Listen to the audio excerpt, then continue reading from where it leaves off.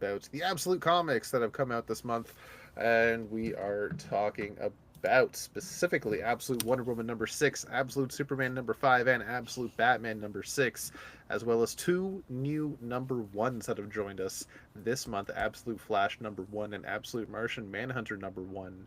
Look And at keep in that. Our mind, little this absolute family has grown. it It's has. beautiful. The absolute universe just gets bigger and bigger. And keep in mind, next month it will grow even more with the rise of Absolute Green Lantern. And Yes. I'm just spitballing here. Wait until like fucking September when Absolute Oh God. Aquaman comes. Ugh. I'm just like getting ahead of the game. I don't think it's actually gonna happen, but who knows? I hope so. Apparently, there's some other book that's going to be connected to Absolute Batman coming out too. So who Uh, knows what's coming next? Absolute Catwoman. Possibly. Heard some Interesting. people speculating Absolute Nightwing or Absolute Robin. Ooh. Interesting. Absolutely, yeah, Mm. because he hasn't had any sidekicks yet. He's still like Yeah, young. that's the thing. That's Like people aren't really sure if it's gonna go that direction just because Dick Grayson hasn't even been mentioned yet. But I think Scott Snyder said something like Dick Grayson is going to be a part of the story, but to what degree we don't know. Could be that he's off doing his own thing. Or maybe he's a part of the GCPD like Barbara. Who or knows? maybe he's part of the organization that Alfred works for. Yeah, Hmm. just gotta wait Maybe and see. he's Agent 37. Maybe he's Agent 37 in this universe's Spiral. That'd be wild. Yeah.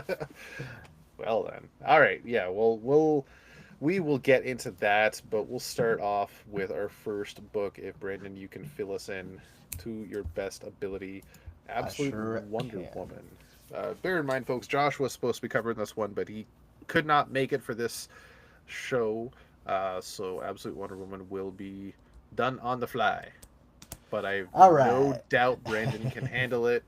Um, sure, you got this. I will do my best with respect to Josh. But this is Absolute Wonder Woman number 6, written by Kelly Thompson, with art this month by Mattia de Eulis. Fans of the Cull, including myself, very excited to see that, with letters by Becca Carey and another fantastic cover by Hayden Sherman. This issue is honestly pretty straightforward.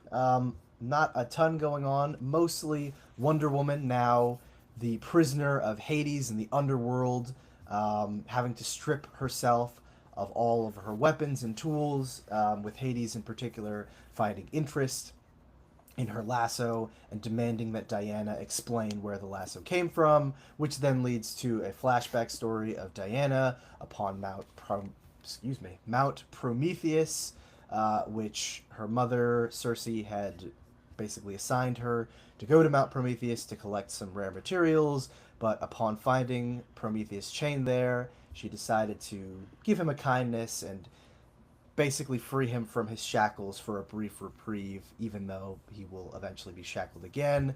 And in doing this kindness, asks for a small favor from Prometheus, a mere sample of his blood, for which Prometheus provides not only his blood, but a tip of his finger, which Diana can then use for her own purposes, as well as one other gift, the resurrected Pegasus, which Prometheus says is sure to piss off the gods. Hades, entertained by this as well, states that the lasso can not only be made from Prometheus's blood, and so Diana regales him with another tale of when she slayed the basilisk, and in using the basilisk's blood while fighting blind, was able to wield these things together in order to forge her lasso. So Hades, feeling a little cocky, decides to taunt Diana with the idea that perhaps she wasn't responsible for all of these tall tales, and reveals rather frighteningly that to keep Diana at bay and to keep her sharp tongue reserved, she's taken Circe hostage and is now dangling her in chains above her as she awaits in hell. We also get two short backup stories, I guess. They're not even really full stories. They're almost like comic strips. Also written by Kelly Thompson with art from Dustin Wen and letters from Becca Carey. These are Lil Diana sketches, which are basically brief flashbacks to Diana's childhood, learning magic with Cersei as she transforms one of the snarling creatures into a phoenix and saves one of her like monster friends from a larger like worm slug monster creature. So they're fun, but entirely unrelated to the plot. I guess they just give the young Diana more adventures. But as for the main story, despite the fact that the main plot of Diana being in the underworld didn't move forward all that much, and a lot of it was just Diana recounting the adventures that she'd been on in Hell. I really enjoyed this one, especially because I love the art of Mattia de Ulis, and seeing him illustrate these triumphs of Diana was just really spectacular.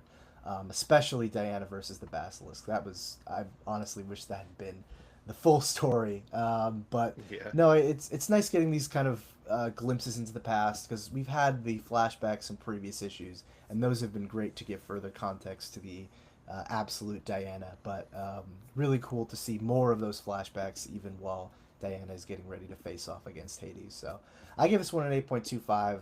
Very satisfied, but I can admit that yeah, the story didn't move ahead a whole ton. It was just to give us more flavor for Diana's backstory, which I appreciate. Yeah, this was a very fun one. I agree that I was expecting to see like more of what the hell's going on with her in Hades, and like Mhm. I forgot that she ended up down there. Was she pulled in or did she jump in? No, she was pulled in. She was So she pulled had in. fought the Tetracide, Right. and then like immediately after, she just fell into a portal, and they're like, "What the fuck?" Yeah. So it was kind of jarring to just be like, okay, here she is just having a chat with Hades. Like it's Yeah, kind of awkward, but it was a very cool follow up to the opening story arc, and getting a bit more of like her history while still remaining in a fresh story. And it's only two parts, mm, so it's going to be quick before we yeah, get into even more. So it was really cool to see. Um, and it was really just Diana having adventures. yeah. It was, I liked it, and like you said, the art was bloody fantastic. It's gonna get an 8.75 from me. Awesome. Yeah. All right, then we move on to Absolute Superman number 5. This is written by Jason Aaron with art from Rafa Sandoval, colors from Ulysses Areola, and letters from Becca Carey with a cover from Sandoval and Areola. This is a story on two fronts, where we finish off the story in the past with Krypton, and also in the present day with um, the Peacemakers. What do they call that organization in this universe? It's the Lazarus The Corporation, I think. Yeah, Lazarus. Yeah. Yeah. Excuse me. So I'll finish off with what happened on Krypton, which apparently was only 6 years ago. I don't know that they've given a timeline to that yet, but holy shit. That also means Yeah. that this Superman is quite young, which I Yeah. was surprised by because I Yeah. thought he was older. Probably put him at like maybe 19 to 21 years Yeah, old. because the Um, Bruce in Absolute Batman is like early 20s, mid 20s, something like that. yeah. Yeah. So this is a very young crew. Mhm. Very interesting stuff. All right. So the L family have done what they can to build as many ships as possible. This is all backdropped on present day Clark, or I'll say Kal-El because he's not been named Clark yet that we know of. Mhm. Present day Kal-El, recounting the stories that he remembers of Krypton before it exploded, and what the people were doing. That once it was all revealed that the planet was going to blow up and the Science Council did nothing about it apart from save their own asses. The people were revolted. There was looting and rage and fighting and murder all over the place. People trying to save their own lives. Understandably so, I think. But at the end, Kal-El did hope that maybe there were some people out there that would just, in the last moments, help people out or be with their loved ones instead of like commit to all sorts of nefarious things. Mm. But the L family did what they can to build as many ships as they could to save as many people as they can. Um, Even though it still doesn't feel like it was enough, because let's face it, there's nowhere near enough to save an entire planet. They take off at the last possible moments as Krypton is just exploding. The ships get away. The Science Council ships were so backlogged with people trying to get on that none of those ships actually escaped, and all of those people died. But the ships that the L family sent out, they all took off, but then shards of Krypton smashed into every single one of those ships, except the spacesuits that were part of the ship protected all the people, but then the remainders of the shards of Krypton crashed into all of those tinier ships, and the only one that seemed to escape was Kal-El's. Yeah, that we Even know of, Crypto's is but gone. That we yeah, know of, yeah. Like it they showed seems. only the one ship escaping a cloud Mm, of Krypton dust, but it yeah, doesn't mean that was the only one that escaped. It's just the only one mm, we saw. yeah. Um, but that includes Crypto. Crypto had his own ship, and I'm kind of upset. They killed the dog. They killed the fucking dog. No, but we'll see what happens as it is right now. As far as we know, Clark is the only one that got. Kal-El is the only one that got out. Meanwhile, on Earth, Kal-El now in his full adult, I guess, super suit, his Mm, Kryptonian suit, is so pissed off at the events of last issue from Christopher Smith that he just goes on a hell-bent rage to find this peacemaker um, for murdering all these innocent people and getting his revenge. Going up against all sorts of other peacemakers and beating the crap out of them until he can find Christopher Smith. His suit named Saul is able to hack into Peacemaker and Lazarus Systems and finds a being known as Brainiac, who is running the show, knows where Christopher Smith is, and is mm, also holding a bunch of cities hostage in glass bottles, and all the people are screaming. Very curious. Um, Kal-El then, at a certain point, decides that maybe he needs to just calm down a bit because he doesn't know what he's going to do when he finds Christopher Smith because he just wants to kill him. And he doesn't want to resort to that. So he decides to go back home, um, get a sense of home again. But what that home is appears to be Smallville in Kansas. oh, Yeah. That was the finale of Last Dust of Krypton. New story coming in issue 6. So, pretty I, brutal. yeah, I'll admit, I probably gave my notes already when I was giving the review. Mm. um, it's not surprising to see how Krypton ended because Mm, it's pretty straightforward. But it's one thing to know it and another thing to read it. yeah. Because reading it was just like you said, was pretty freaking brutal. It was gut wrenching. It was hard to read because it was so emotional. Um, it's unlike any version of Clark's origin that we've seen before Mm, with Krypton blowing up. This one was just so much more heartfelt yeah. and Well, gut him wrenching. being Is really present for it as opposed to just being a Yeah, baby. instead of being That a I think baby, is yeah, the biting thing that he yeah, actually watched his parents potentially fucking die right in yeah. front of Not even him. just his parents, like his entire planet and everybody's ever known. Yeah. Right? It's just insane. And Um, I remember you had brought up right before we started recording some similarities between this and between Absolute Batman. yes. And I think I see where you're going. Yeah, it's like with their origins, the parentage, and just their paths forward, where they want to do good, they just don't know how to go about it completely yet, Mm, and they're trying to figure out how to do it within their power. And they're going up against villains that are seemingly impossible to contend with. It's just that for those two books, it feels like either intentionally or unintentionally, Jason Aaron and Scott Snyder are doing an absolute world's finest that we don't even know about. Right? That's just the vibe I'm getting every time, every month I read Absolute Batman and Absolute Superman. I'm just like, this is basically the same story, but they're both fucking great still. mhm. Um, I have been waiting to see more about what the hell's going on with Smallville in this Superman's life, because that's Mm, a 6 year gap that we know of, yeah. confirmed a 6 year gap in his history that we have no clue what the hell's going on. Mhm. So we'll have to see what happens Yeah, but we did next issue. see. I can't remember if that was issue I want to say it 4 was or issue three. 3. Yeah, where we saw the old person in the rest home with the little bandage that said Kent, and it's Yeah, possible. We're talking about like an angel.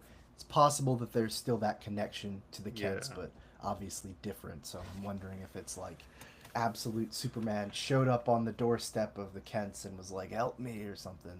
yeah, Maybe they kind of helped hide him for a while. Who knows? yeah. He clearly calls Smallville his home Yeah. in a way, so we'll have to see what happens. This issue is going to get an 8.75 as well, if only for the fucking art. Holy Oh crap! yeah. Yeah. Rafa Sunwell's killing it, dude. Yeah, so good. But What was your score? oh yeah, I totally. I didn't even score it. Or really talk about it. I just kept interrupting you. No, this issue was great. Was heart wrenching, but I think a really, yeah, I think another a really solid way to end this arc in Superman being almost so angry he's pushed to this place where like could I really kill someone that I feel such hatred towards, like could I really let myself go there given all that I know about, justice and what I learned on Krypton. And he doesn't know, like you said, he's still trying to figure out what his mission is and what kind of person he wants to be. And I think that's such a great way to set up where his arc is going to continue into the next story arc. So I'm really interested to see how that carries over. Obviously, exploring the mystery of Smallville as well, but definitely seeing where our where Kal-El, not Clark Kent, story character arc goes next. Yeah, But yeah, definitely a like I said, heart wrenching issue. Really gives you that sense of false hope for a minute. Like they're gonna get off Krypton, and I made the joke that they were gonna have like Lost in Space adventures, but did not happen. yeah, Immediately, hope was immediately dashed away the moment they started exiting Krypton's atmosphere. But that's the nature of the absolute universe, I guess. So yeah. yeah, very effective, and very solid ending, and I'm excited to see where the story goes next month. So, 8.5 out of 10 for me. Right on.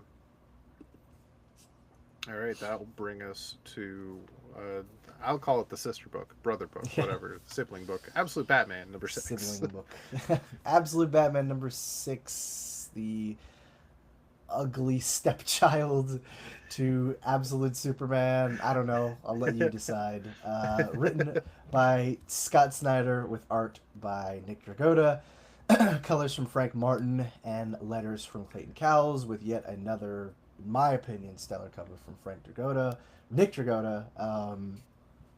But of course, like I said, a lot of people think that this is the ugly bastard stepchild of the universe. But putting that aside, the Party Crashers have taken their reign on Gotham after Black Mask's offer, and Bruce, who is still recovering from his loss in the previous issue, makes his way over to Wayland's gym, and basically reveals that he is Batman after Wayland touches one of his spikes and hurts his hand a little bit.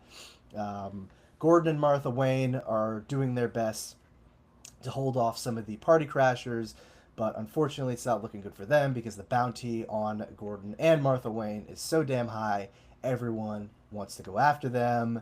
Meanwhile, somewhere in Gotham where they're taking the A train, and I'm like, is this further proof that Gotham City is New York City? Yeah. Yes. Yes. We finally get our first glimpse of Julia Pennyworth, who gets an emergency alert warning her to stay at home because chaos in Gotham is broken out. Um, but someone just then ends up kidnapping her just as she's on the phone with one of her friends. We cut over to Oswald Cobblepot, who is helping Bruce fly to some location in the middle of the sea, hoping to track down Black Mask and Ozzy is giving Bruce a lot of shit for his decision to be Batman, but Bruce, of course, is having none of it. He's got his eyes on the prize and leaps out of the plane before they even get a chance to start to land in a very Dark Knight Returns inspired pose. Lands Yeah. on top of the yacht and makes quick work of the party crashers that are there. In fact, one of them just jumps off, which was hilarious. Yeah. Before going after Black Mask himself and informing him that even if his plans hadn't worked and exposing him to the public didn't quite turn the people on Roman the way he'd hoped, he's still like, I don't give a shit. Keep laughing. I'm going to beat the crap out of you. And continues to do so before he stabs in Black Mask's fucking eyes. So if you Oh thought this God. book wasn't going to be any more brutal, read this issue. It's only going to get better from here. Yeah.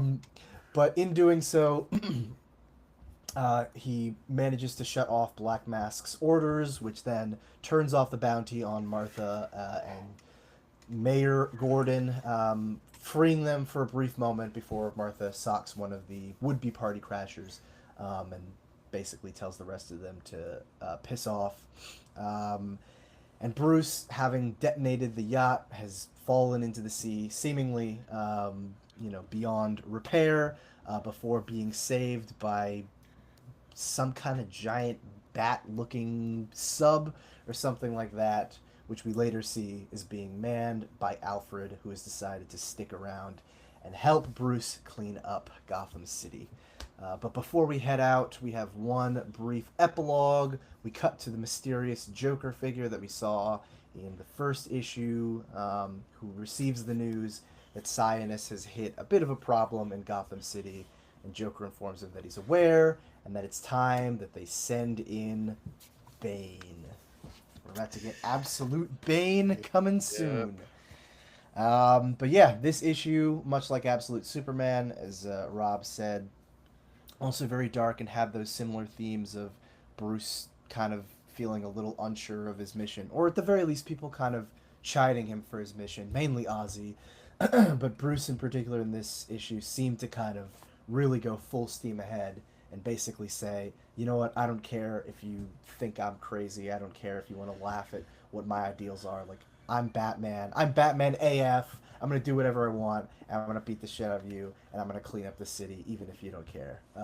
So, loved seeing Bruce kind of finally start to find his path forward and really go full steam ahead with that. And the action in this book continues to be just incredible. Nick Dragotta, some of these panels are absolutely remarkable, and not even just the Dark Knight Returns homage panel. Like, the action between Bruce and Roman in particular was just so brutal. It was so gruesome, but so effective. So this is another just stellar issue for me, and I gave this one 8.75.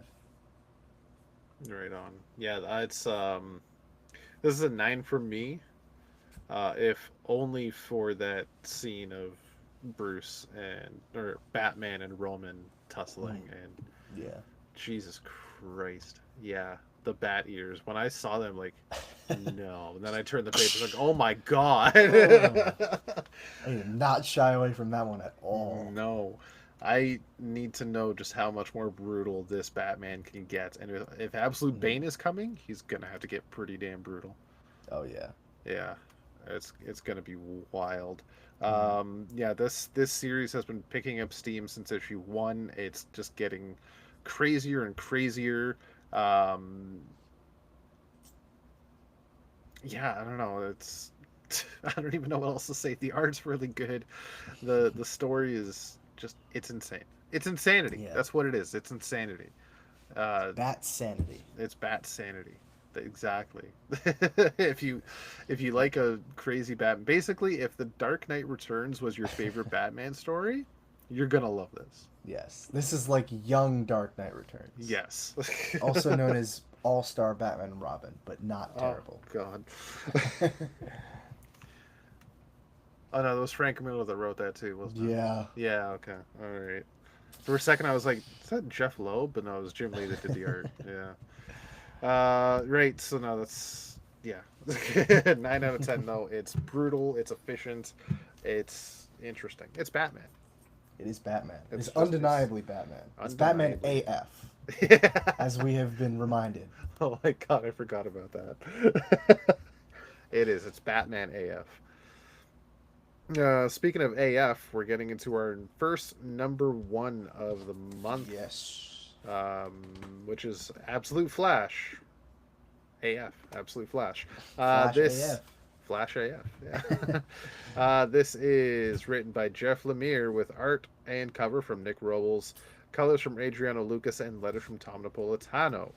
We open up on a young Wally West speeding through the desert, trying to come to terms with his new powers and what happened, what's he done, and well, we don't know what's going on there. But the story is Flash, no, of Two Worlds, called Of Two Worlds. Obviously, a Hmm. little homage to the Flash of Two Worlds, Flash of but Two Worlds. we will see what that means. So this has a bit of Absolute a, Jay Garrick. well, maybe this has a bit of a time skip back and forth, but we then jump to 2 days prior where he is running, well, not running, he's walking along some train tracks, making it back to an army base where he lives. His dad is alive. Rudy? Yes. Yeah, Yeah. Rudy West is the general. Yeah. Some kind Yeah, of director there. yeah, some kind of higher up on this Fort Fox. Mm. Um, he is out way past curfew, and it is a restricted area. He's trying to find his pass, but out of the entry gate comes none other than Dr. Barry Allen, Whoa. who tells the sergeant to cut the kid some slack and just helps Wally get back onto the base and takes him, instead of straight to his home, down to his secret laboratory where nobody's supposed to be allowed, but he decides, since Wally basically lives there, just bring him along. And maybe, just maybe, instead of Wally being bored out of his skull and getting up to all sorts of hijinks, he could focus his mind to science and helping Barry with what it is he needs to do. Mhm. But before he can fully convince Wally, in comes Rudy, who is very stern, very strict, and very adamant that Wally will have nothing to do with this because he's well past his curfew. He's not even in bed, and he had to be called out of his own bed because he was told that that Wally was sneaking back in, and he wants Wally to be far away from this. He's not even supposed to be down here. This is a secret base, secret laboratory. Get the fuck out. And Barry, we're gonna have some words too, and all sorts of shit. Yeah. Um, we then jump back to the present day where Wally is still in the desert, trying to figure out what to do next. And then he sees some speeding vehicles in the distance. One looks like a tank, and one looks like a futuristic sci-fi alien starship. But hint, hint, it's a boomerang. They are tracking Wally, but he does not know why. Wally hides into a cave, and out from these vehicles comes none other than the absolute versions of Captain Cold, Captain Boomerang, the Trickster, and Golden Glider, who seemingly work for the army. Yes. And seemingly need to get a haircut. Mostly absolute, Trickster. yeah, absolute trickster. But yeah, that absolute mustache on absolute Captain Cold is making me lose my it's absolute mind. it's absolutely terrible. Yeah. Um, just also for the record, they don't call themselves Captain Cold, Golden Glider, Captain Mm, Boomerang, and Trickster. They're just Jesse, Lisa, Harkness, and Captain.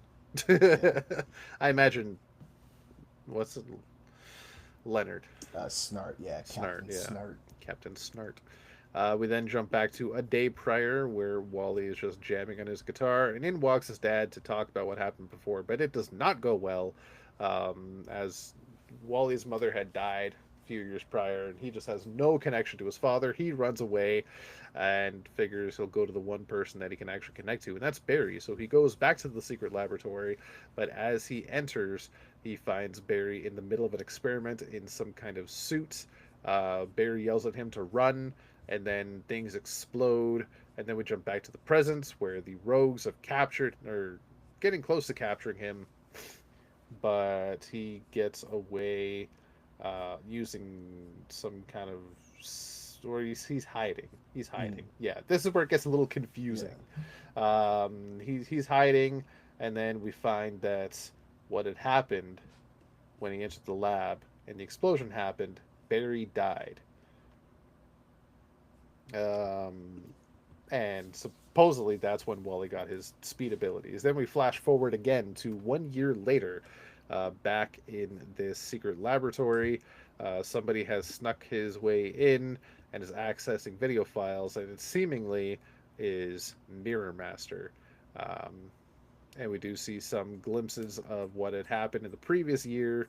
Wally has the Flash suit, interacting with some alien monkeys. There's Molten Man. No, that's Spider Man. What Or was this? what's his name? Tar Pit. Tar Pit. I Yeah, was thinking Slag for some reason. I think it's a yeah. different character. There's all sorts of shit going on. Green monkeys for some reason. Oh yeah, the green monkey might be Gorilla Grodd or just Hmm. Grodd. I was thinking, what's I the think of monkey from Solivar. Super Friends? Gleek? Oh, Gleek. Yeah. Yeah, it could be Gleek. That'd be interesting. Yeah, so that's Absolute Flash. It is, well, to put it lightly, Speed Force. Yes. Yeah, it's all over the But even place, more just like a vague. Flash would be. Yeah, even more Yes. maybe. Yeah, it's I am very interested in it. I think Mhm. it's a brilliant first issue. It's just I've been no strange. Like I've been what the hell? I've not been never been silent about it. I don't like stories that jump back and forth all the time because I find them hard to follow. It Yeah. gets confusing, and even though this was like over the course of 3 days and then a year later, it's just like, why do we need to do this? It looks cool. It's got me interested. I just hope that the whole run is not jump back and Mhm. forth, right? Yeah. I get it's the Flash, but let's try to keep a linear storyline here, Mhm. just for a little bit, please. Yeah. Apart from that, like Yeah. the Hear art you. was really good. The character designs are cool. I'm interested in the story for issue one. I'm going to give it an 8.5 out of 10. Hell yeah. I'm right there with you. Also gave this one an 8.5. I love that even though the Absolute Universe really has kind of prided itself on the differences of its main DCU counterparts. There are still some things that kind of continue. Barry Allen, to a certain degree, is still kind of a mentor for Wally, or at least someone that he can connect with, and still has that kind of fraught relationship with his father. So they were able to keep that stuff intact while also setting up the mystery of how the hell did Wally get his powers? How the hell did Barry die? Why is he in the run? Like all this stuff, and that for me, that mystery is really what's keeping me interested. I definitely hear what you're saying on the stories that go back and forth between like present day and what happened in the past, and I think if this story carries that out for too long, it will definitely become tired quick. Yeah, But I think it set up the mystery, especially with Wally being so guilt ridden over what he thinks that he did to cause all of this, that I'm like I'm hooked. I want to know what the hell happens next, and I really want to get those answers filled in. So very solid stuff here. And yeah, I'm looking forward to whatever the hell Absolute Flash is building next with the Mirror Master, because I think that could be a very cool reinvention of Mirror Master potentially having, I don't know, like surveillance based mirror powers or something like that. I'm not really sure, but yeah, I look forward to how they're going to reimagine Mirror Master in this one. yeah, yeah. That's it's going to be interesting to see how that works. And why is he apart from the quote unquote rogues? Yeah.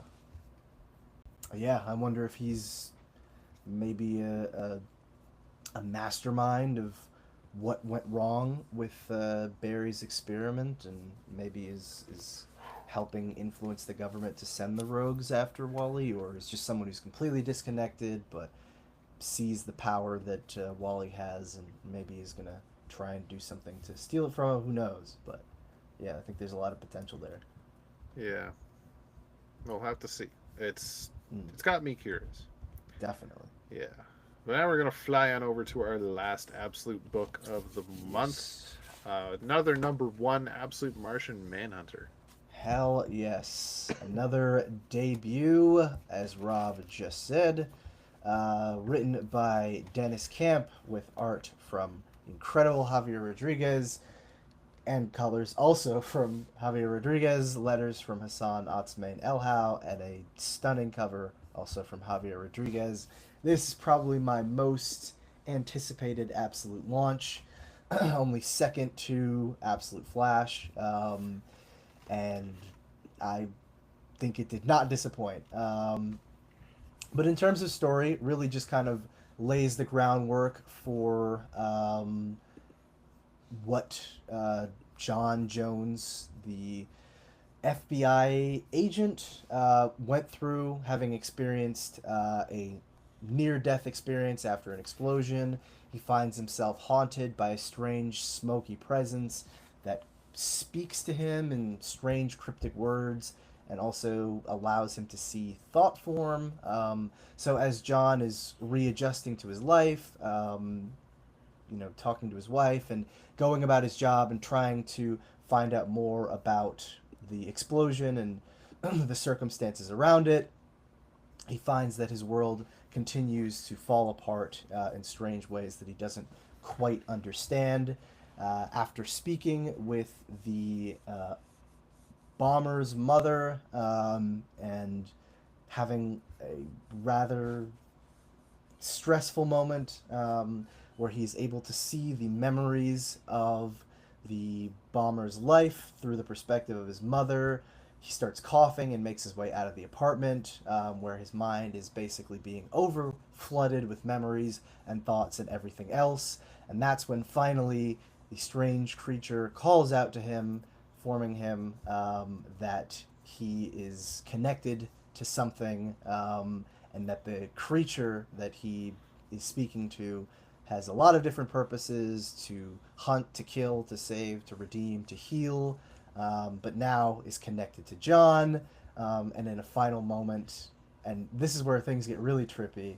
I guess really you'd only be able to see it if you could hold the issue up to the light. So Yeah. I'm not sure how you guys were able to experience, but I know when I got my copy, I was like trying to figure out what it was, and then I saw it. But basically, after the entity reveals itself to John, we see that the creature has fully merged with John's mind and his face, and identifies itself as the Martian Mind Fucker. And that's where our issue ends. I didn't Um, even peg that it was Mindfucker. yeah, Didn't even I, get that. I figured it's the only thing it could be, Yeah. but yeah, Martian Manhunter in absolute form. What a crazy reinvention. I know Yeah. there was a lot of hype around this book because the tagline was that the absolute Martian Manhunter, but what if he's not a Martian? So then what the hell is he? Who knows? Some kind of strange thought form creature? Not really clear. But I think what is so effective about this mystery is you get this constant presence of thoughts and clouds, the recurring motif of clouds and thoughts and the interplay between those two things. And it really lends itself to not just the mystery, but the haunting aspect of what it would feel like to basically be possessed by a life form you can't even really comprehend.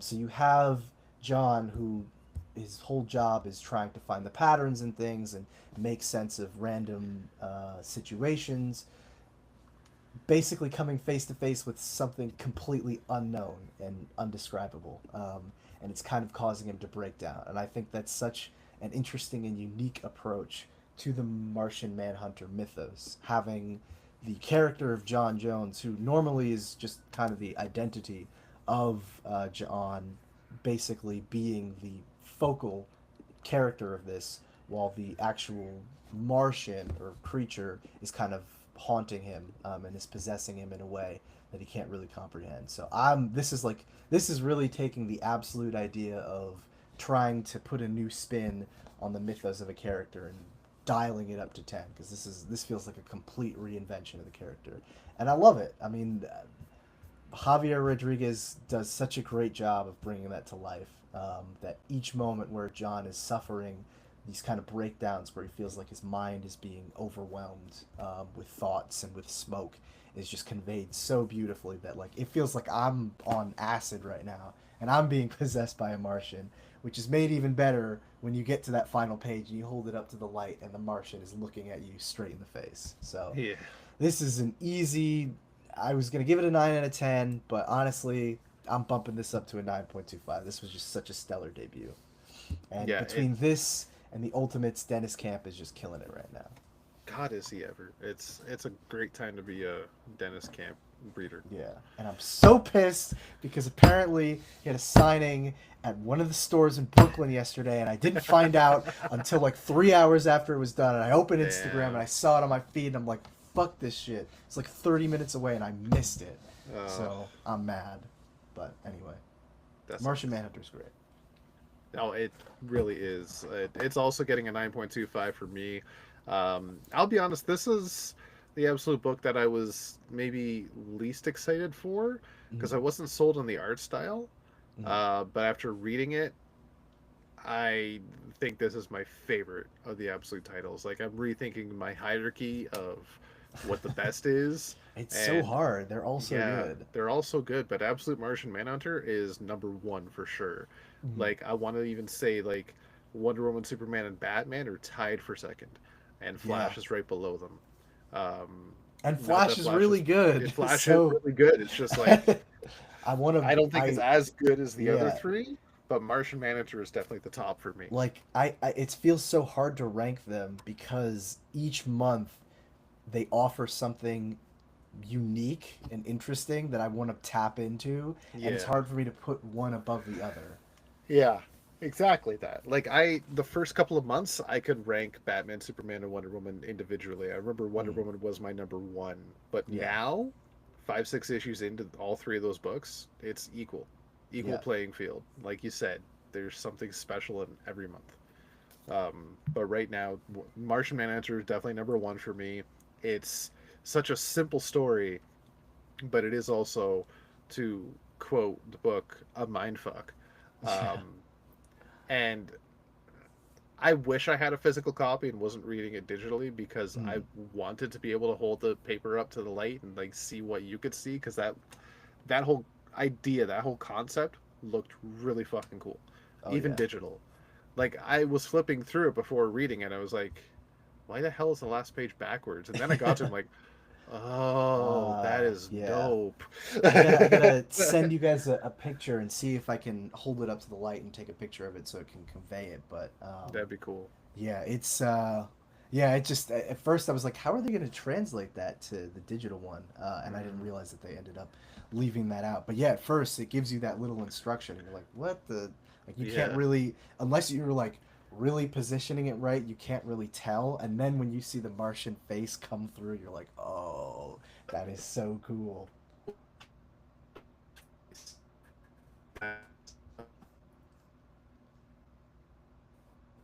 Came across, right? It was like because they had John Jones' face on one. I imagine it was like double Yeah, sided of the page, right? So you had John Jones on one side and then the Martian mindfucker on the other, yeah. and they would like overlap.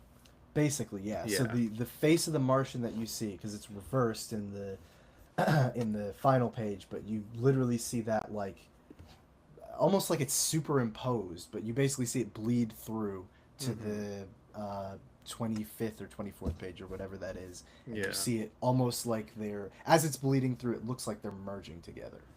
Yeah. It's just so cool. Yeah. So yeah, And it's an quite awesome honestly, concept. thank you for the like the last word bubble because the whole time I was reading it, why would they bleep out the word hunt? What's wrong with hunt? But no, okay, that makes more sense. I'm the Martian mindfucker. Yeah. Yeah.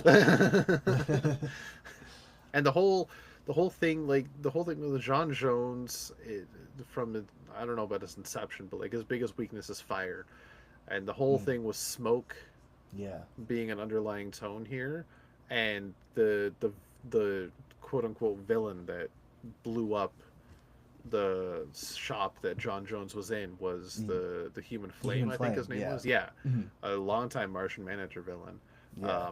So it's still tying into the what we know of classic Jean Jones. Mhm. Um, I think it was just a brilliant little thing. It's like an undertone Yeah. of the fire weakness. Like it's all the smoke. Mhm. But we'll have to see what the true origins of this being is Yeah. to fully understand what all these underlying tones are. I just know I fucking love it, and the art style I'm so in. grew on me very quickly. Mm. Yeah, Yeah, I was in love with Javier Rodriguez's art going back to Al Ewing's first Defenders book, and maybe even yeah, before that. And I was just like, this guy is incredible and has continued to just turn out heat. But I had a feeling like I knew this book was going to be extra special because I felt like the universe was trying to tell me something because there was a comic sale in my neighborhood last weekend, and I ended up picking up like the first 24 issues of that JLA run of Martian Manhunter, and I was like, if this is not a sign that this book is going to be so incredible, I don't know what is. right, yeah. No, it's good stuff. It's really good stuff. Mm-hmm. All right, well, that about does it for our reviews. So let's get into a top three. Now that we have more than three books, it feels like it Hell has more yes. presence. I can right away tell you my number three is Wonder Woman, number two is Batman, and number one's definitely going to Martian Manhunter. Mm. I don't know if I have. You know what? My favorite moment is Batman spiking Roman in the face with his bat ears. That's just, oh, That yeah. was deliciously brutal. Oh God, was it ever? Um, oh man, this was a hard one. I'm not gonna lie, because all of the Absolute books were incredible, and I ranked them pretty high. That I don't know exactly where to put them, but if I had to choose, I would probably have Absolute Batman at three, Absolute Flash at two, and at number one, gotta give it to Absolute Martian Manhunter, which just totally knocked it out of the park. Favorite moment being the where the Martian mindfucker, because I'm a sucker for clever comic gimmicks like that, and that was just Yeah. so cool. No, it was brilliant. Mm. If I was Seeing able to him, actually see it with my own eyes, that would have been my favorite moment. oh yeah, no, seeing him Yeah. like come through the page and merge with John felt like I was about to become the Martian mindfucker. Right. It's, honestly, it's a beautiful idea.